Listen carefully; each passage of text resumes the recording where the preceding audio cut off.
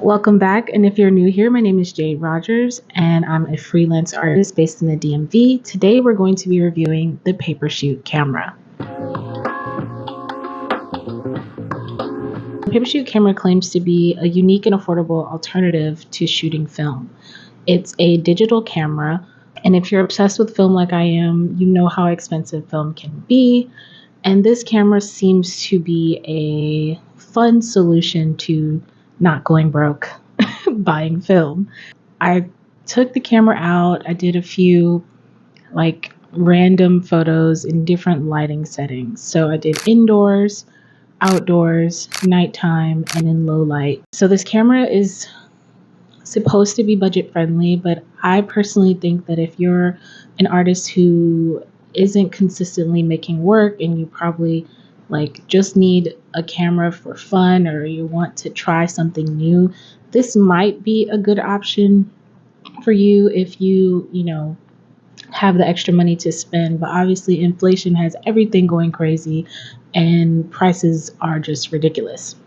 Now, this camera, I will say, the parts, the accessories, all of those things are incredibly affordable, I think, for what they're providing. I personally enjoyed using the prism lens and the radial effect lens. Those are very cute options, for just fun, interesting photos of yourself or just your surroundings. I think that those were definitely worth the cost. Now, the casing itself, that is supposed to be sustainable or sustainably made, is made from something called paperstone. That was my first time hearing about it through this camera. I had never heard about paperstone until looking up the Papershoot and seeing it and reading their website. I would say that the casing definitely is affordable as well. It comes in at about $25 USD. The bulk of the money that you'll be spending on this camera in particular would be the camera board, which I think ranged about $113 on the site. I'll put that on the screen so you can double check. I would say all in all, it's definitely a fun camera. It's super lightweight. It pretty much does what any other disposable would do, except it has a few more extra features. And obviously it being digital and not film. So on their site, the company says that the camera is built to last and that it's drop resistant, water resistant, and with the proper care, you could have this camera for years to come. They do emphasize on multiple occasions on their site and in their instructions that come with the camera that you need to use AAA rechargeable batteries. You will get an error light or an error sound if you're not using the proper SD card or if you're not using the correct batteries or if the batteries aren't charged. I believe that was what they said. Just summing all of that up, it is a fun camera to use. It has effect settings built onto the camera so you can do black and white, color, sepia, and video. I think those are really interesting things to add to such an already interesting camera. And yeah, let's get into it. So the camera does come in two different variants. There's the 18 megapixel and the 16 megapixel. And they only have a few different things about them. So the 18 megapixel photo resolution one has 1440 video recording, up to 128 gig for SD card support, as well as it charges with a C-type charger. Also, it has the sync time and date for PC and Mac. It also has photo bursts as well as improved nighttime shooting quality and improved filters. So the 16 has 1080p video recording and up to 32 gig for SD card support, as well as a Type A charging port. This camera also did come with a charging cable, and in the instructions they mentioned to use a portable charger when charging. I personally don't have a portable charger, so we're going to see how we get, once we get down the road, how that's going to be. I did order the batteries from their site just because I didn't want to have any issues with using the camera fresh out of the gate. I bought a 4-pack of these batteries here. And I think it was really nice that they gave you 4. The battery only takes 2. Not the battery. The camera only takes 2 batteries, so I think that that's something that's really nice. And those were also pretty affordable. So I'm just going to show a couple examples of the black and white and the radial lens as well as the prism lens and some of those effects that they have. I think Like, comparing this to film is not too outlandish. It does sort of give that vibe of film. I mean, that they're doing what they claim, so I feel like if that's something that you want and the price point is something you can afford, definitely go ahead and buy it and try it. I personally would not buy more than one of these. I think that yes, it is a good alternative and it's sustainable. And I think in the photography world, like that is something that a lot of photographers have been trying to, you know, combat, I guess, because film is not good for the environment. We've been told time and time again that it isn't, but film's not dead, and I don't think it'll ever be dead. Every time there's a new generation of photographers and they figure out that film exists, we're all over it. But I definitely do think that this gives a little bit of the film vibe. I mean, I guess in a sense, like it being such low quality makes you think that it's film, but you can definitely tell the difference between a film photo and a digital image if you've been shooting for a long time. I'm sure a lot of seasoned photographers would look at this image and maybe for a second think, yes, this is a film photo. But if you don't really care about that stuff and you just want to take some photos, have some fun, and carry something that is super lightweight in your pocket while you're out. So what I did was I connected the extra lens that I have to the camera itself. So if I want to swap between lenses, it's already right there, easily accessible.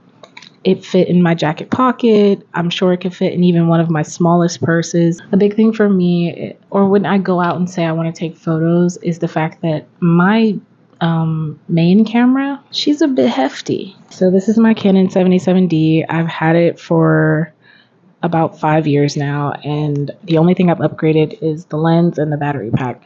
Um, I'm a firm believer in the gear doesn't make the photographer, so I try to use my cameras until they're on their literal last leg. Also, the paper shoot, though it is small, it is not the smallest.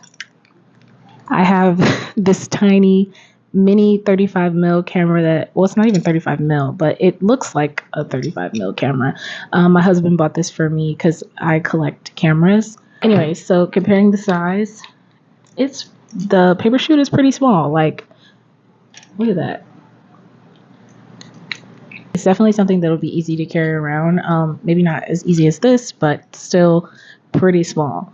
I also wanted to show like the basic size for a standard disposable camera and what that looks like in comparison to the paper shoot. The paper shoot is a bit taller, but it's definitely slimmer.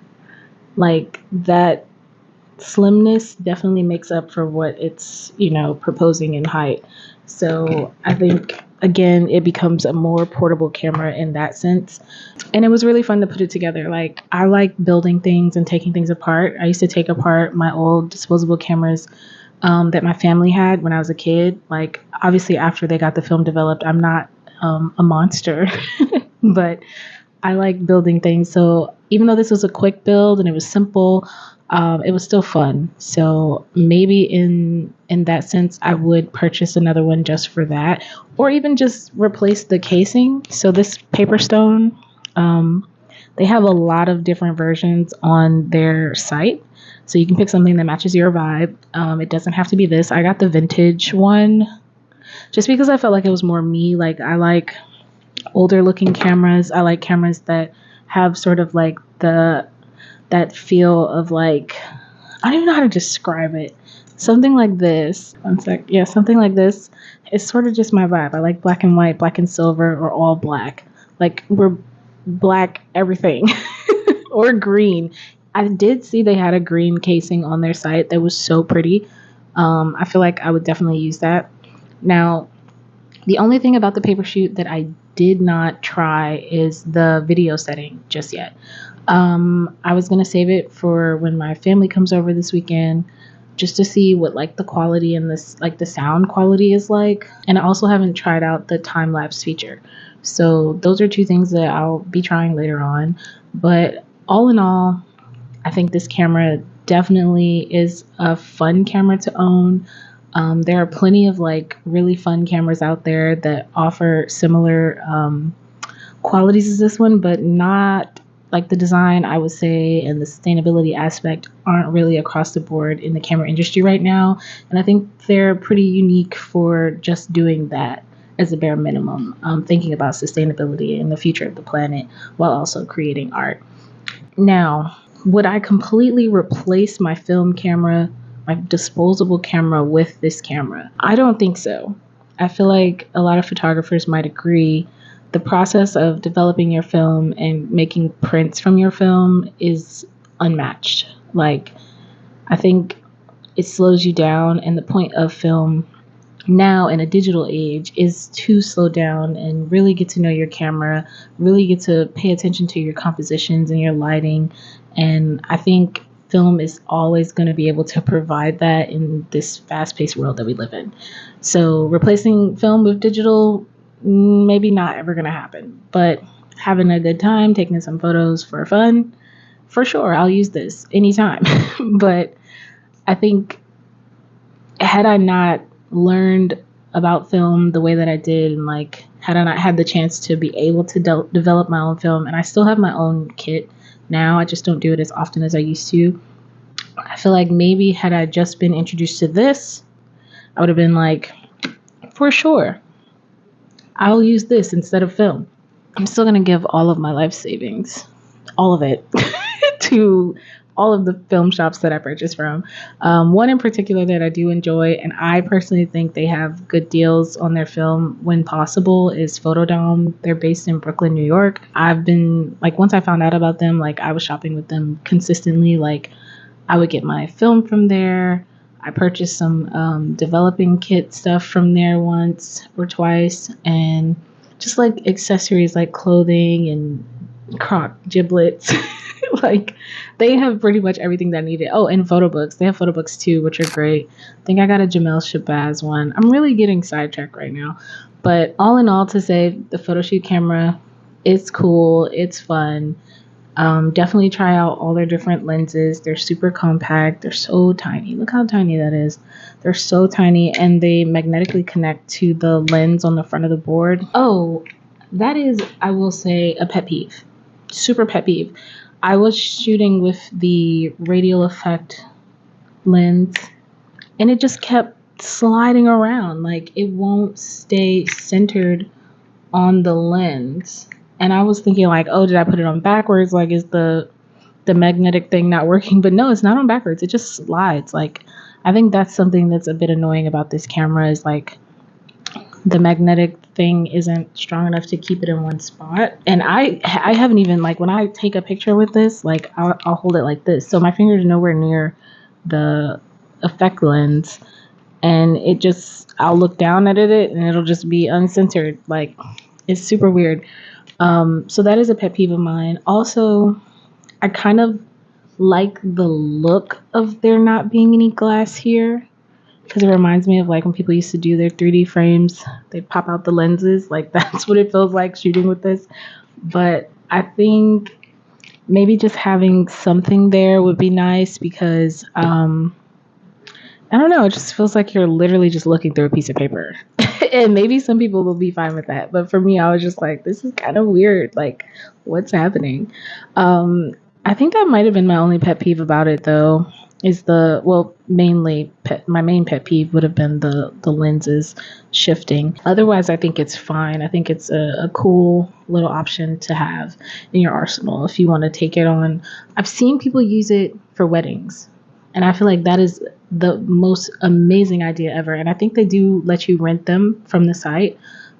Please go to the site and correct me if I'm wrong, but I could have thought I saw that somewhere. I don't know how much that would cost, given that the board itself is already $100, $100+. So maybe that's something to consider if you do want to use it for an event or something like that. Maybe even just having like 5 floating around an event would be kind of cool. Like, everybody just take turns, because it's, it's digital. So you won't be able to see the photos obviously right in that moment. And I think, that they were trying to give that film sense with that as well.